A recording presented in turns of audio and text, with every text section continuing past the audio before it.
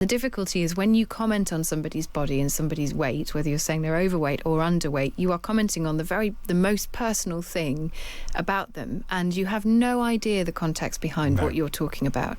And it really, really should be off limits. I feel uncomfortable talking about it because it should be off limits. But I think in this context, for this person who is such an icon for so many young women, it is unfair for all of us to just pretend that something bad is not happening here, because something really bad is clearly happening here, and we should be able to say this person needs a break. Ariana Grande will be taking a step back from the public at the end of her Eternal Sunshine tour, quitting her upcoming role in the West End.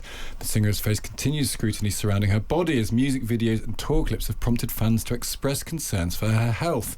It comes as the debate around celebrity weight loss or the return of heroin chic continues. But at what point should we start to be concerned about what bodies kids are seeing in the public eye? Dr. Catherine Wikholm is a clinical psychologist, joins us now. Catherine, morning to you. Good morning. I guess here's the difficult question. We don't know what's going on in Ariana Grande's life. We don't want to blame her for being ill if she is. But how dangerous is it when stars who have a target audience of young girls appear to be not only appear to be terribly thin, but appear to be somehow glorying in being so thin? I think we have to be careful about scrutinising kind of one woman's appearance, and certainly I think the point of the video is about the impact of so much kind of scrutiny and criticism.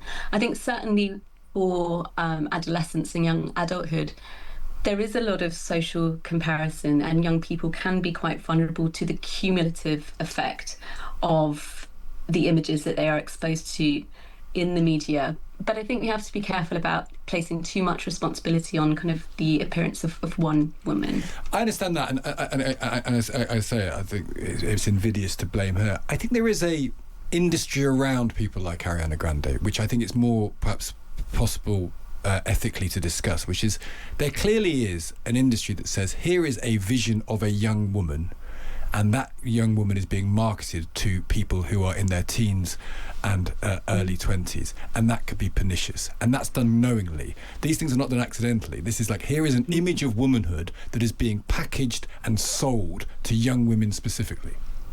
Absolutely, and I think it is a real challenge. Certainly in my work, I specialise in young adulthood and adolescence. That young people are exposed to thousands of images through social media, through other music videos, advertising, influencers and celebrity culture. And it can be really, really difficult for, especially I think for young women, for teenagers in particular, who may already have insecurities about their body, to be exposed to images which are idealised as what is meant to be attractive. And do you think that idea of the idealisation of thinness is coming back? Because it was there in the 90s, I remember when I was growing up. It's slightly wobbled a bit, it felt like, sort of in the last 10 years. But does it feel like it's coming back? I think, yes, I would agree with that. I think there does seem to be more of a leaning towards that now. And I think, we have to sort of hold in mind that, again, sort of exposure to one particular music video is unlikely to kind of increase risk. But certainly I can understand, the concern around the kind of idealisation of any particular kind of body shape. And how should parents address this issue? With, as you say, you work with young people.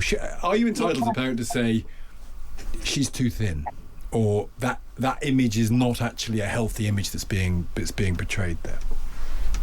I think it's definitely worth as parents having conversations with your teenagers around body image and around making sure that they are exposed to, I suppose, images or people outside of the idealised body type, and noticing the kind of the range of healthy and acceptable bodies that are out there, and as well really having conversations around the distortion of images in the media. So for example, personally I think things like filters and so on that are used often within social media can be more of a problem. That's such a good point, Catherine. Really good to speak to you. Thank you for joining us.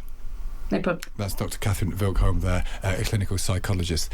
Do you remember growing up with this then? I mean, has this changed in your lifetime, Kate, do you think? Yeah, I do remember it. I mean, we used to have magazines and things like that would do something called the Circle of Shame, that would take photos of celebrities and circle bits of their bodies. The and cellulite stuff, I remember usually that. cellulite or the tiniest hint of a stomach or a bit of a wobbly arm. I mean, you would be branded, bingo wings, or it was terrible. I mean, the thigh gap, do you remember that? The idea was that the most beautiful body, you needed to have a gap between your upper thighs, and if you didn't have that gap, then there was, you were overweight, you needed to lose weight.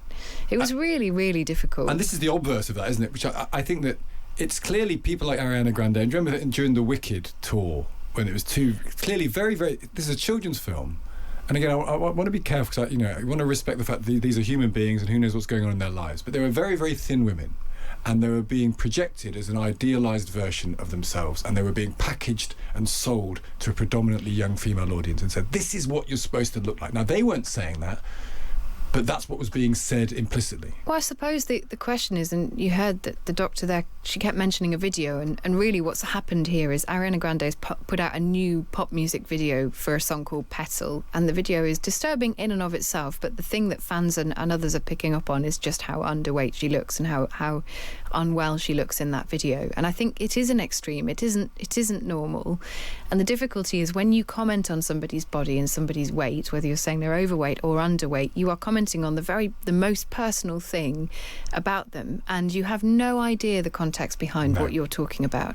And it really, really should be off limits. I feel uncomfortable talking about it because it should be off limits. But I think in this context, for this person who is such an icon for so many young women, it is unfair for all of us to just pretend that something bad is not happening here, because something really bad is clearly happening here, and we should be able to say this person needs a break. We don't need to criticise, we don't need to go on and on about it, but we need to say it's not cool, and someone needs to do something to help. I think that's a very, very fair summary of it. If you've been affected, by the way, or anyone in your family has about this issue, you can get in touch with us for support on feedback@times.radio.